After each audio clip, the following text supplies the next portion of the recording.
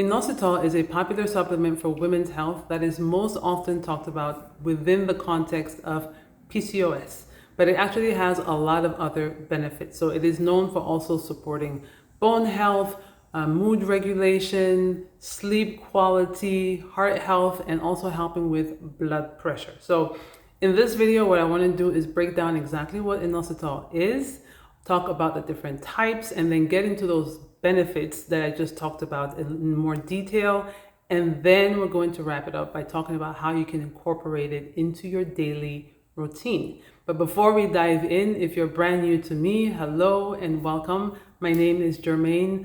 I am an integrative nutrition health coach, and I am here to help women live well and be well. So starting off with inositol, what is it? So in the past, inositol was referred to as vitamin B8, but really, to be more accurate, it is a naturally occurring sugar that the body needs for lots of different functions. So some of the things I just talked about, as far as things like bone health and heart health, it also plays an important role when it comes to ovarian function. It plays an important role when it comes to insulin sensitivity. So there's lots of different benefits related to this naturally occurring sugar. Now, in terms of types, there are 9 types of inositol, but the ones that are most talked about and the ones that you'll see sold in supplement form will be myo-inositol and d-chiro inositol. So myo-inositol in particular plays an important role when it comes to ovarian function, and that's really where a lot of its benefits when it comes to things like PCOS tend to come from. D-chiro has other roles in the body, including, let's say, helping with things like bone health. But myo is really the one that ultimately more women, especially if there's any kind of hormonal shifts happening, that tends to be the heavier focus. Now let's talk about the benefits of inositol, and we'll focus on 5 of them. So the first one is that it may potentially play a role when it comes to mental health and mood regulation. So inositol does play a role in a pathway that affects hormones like dopamine and serotonin. Now these are hormones that ultimately affect our mood, they affect our stress levels, they can also even affect our cognitive function. And according to some of the research out there, inositol may potentially have benefits for anxiety, for depression, as well as for panic disorders. Now that is quite a range of potential benefits. And before you think about potentially dropping whatever meds you might be taking or combining this with your meds, it's super important that you check with your healthcare provider first to make sure that you can actually rely on inositol, whether exclusively or in combination with any drugs that you might be taking. And also want to check with the provider because, like I said, there are different forms of inositol and you might benefit from a different dosage versus just picking something off the shelf. So that is the first potential benefit, is its role when it comes to mental health. Second benefit is related to supporting healthy sleep. So there was a study that was done with pregnant women, and what they did is they took inositol plus folic acid. And as a result of that, they experienced improved sleep. Now, in this particular scenario, improved sleep meant 2 things. So on the one hand, they had longer duration of sleep, and they also reported that they felt more like they got better quality, more restful sleep. So that's those are the 2 things that came out of that study. The third benefit of inositol relates to its ability to improve insulin sensitivity. And this is really one of the things that inositol is most famous for, especially because, as I mentioned at the beginning of the video, this is a nutrient that is often used to help women who've been diagnosed with PCOS, because PCOS often has a strong component related to insulin resistance. But even if you've not been diagnosed with PCOS, insulin sensitivity still matters simply because it is crucial for maintaining healthy blood sugar levels. And beyond that, just making sure that your body is responding to insulin properly is important, because when we get into the space where we have insulin resistance, then we get a cascade of other challenges that can come up, right? In terms of fatigue, weight gain, maybe potentially cognitive function, brain fog, just a host of other things can go wrong and go off balance as a result of dealing with insulin resistance. So here again is another way in which inositol can be quite beneficial. Now moving on to the next benefit of inositol, and this one has to do with its ability to support heart health and improve blood pressure. So there's been some research suggesting that inositol may help to reduce both systolic and diastolic blood pressure, and also that it has the ability to reduce cholesterol and triglyceride levels. Now, all of this matters for women's health simply because in the US, heart disease is still the leading cause of death for women. So it is really important that we understand the different ways in which nutrition can help us to support our overall cardiovascular health. And then the fifth and final benefit of inositol really just has to do with its ability to support overall hormonal balance. So we've talked about its role when it comes to insulin sensitivity. We've talked about how it can help with dopamine and serotonin. And it also even plays a role when it comes to thyroid stimulating hormone, so TSH. So based on everything that I've just shared with you in this video, you can see that there are lots of different ways that each of us can benefit from getting more of these nutrients. And it's not just simply a PCOS supplement the way it's always been marketed.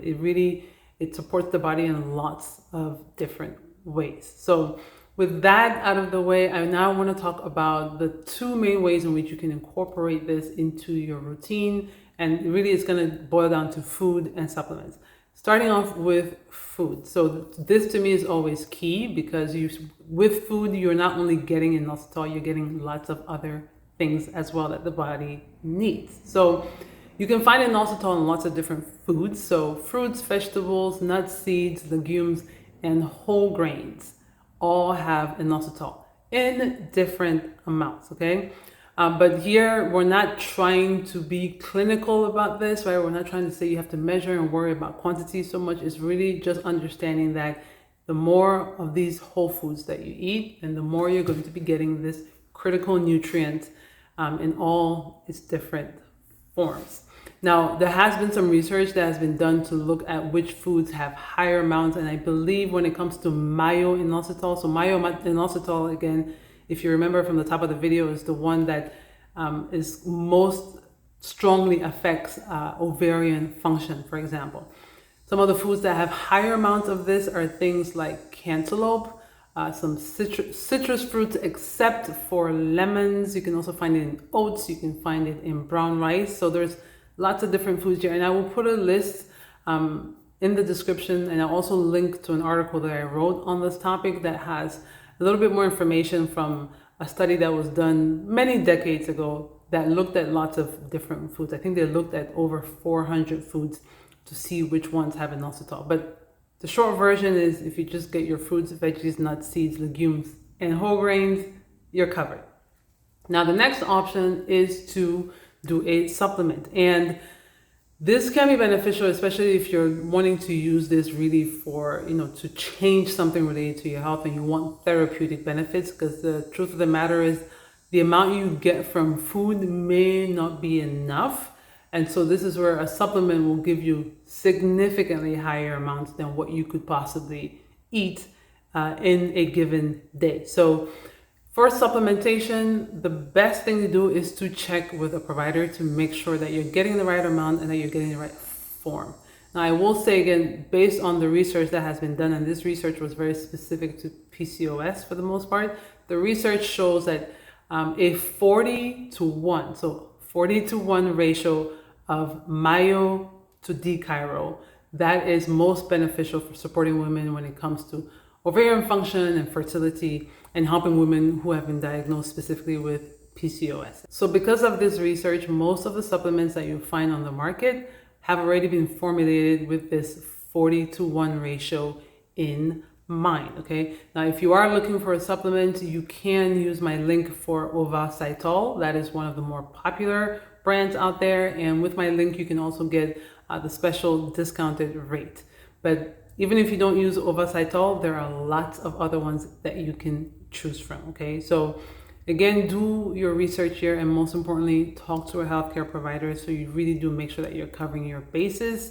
But at the end of the day, you can still just make sure that at the very minimum, you're eating more of those whole foods that contain this important nutrient. And the last thing that I just want to say here is that I do find it interesting that a good number of the foods that have inositol are also the foods that we will often classify as high carb. And if you've been watching my channel for a while, you know that this is something that I get very frustrated about, is this sort of demonizing whole carbs, natural carbs, right? So I think it's very interesting that as this movement of eating low carb has continued to grow, that also women have been facing a lot of these challenges related to things that are linked to insulin resistance.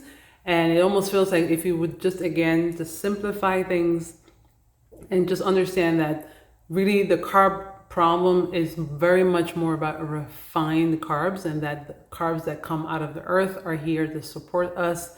People, you know, we've been thriving on this planet with those foods. And so I really do think that it's always important that we kind of reflect.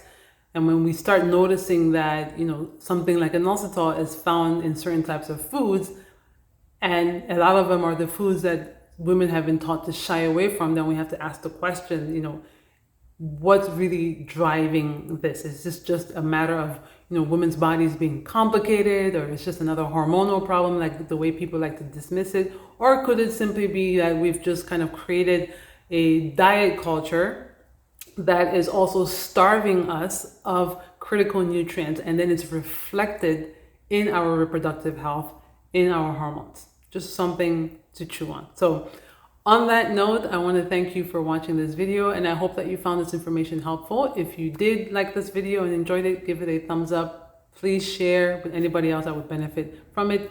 If you have any questions or any feedback about this, go ahead and leave them in the comment section below. I will get back to you as soon as I possibly can. And once again, I appreciate you being here, and I look forward to seeing you next time. Take care. Bye-bye.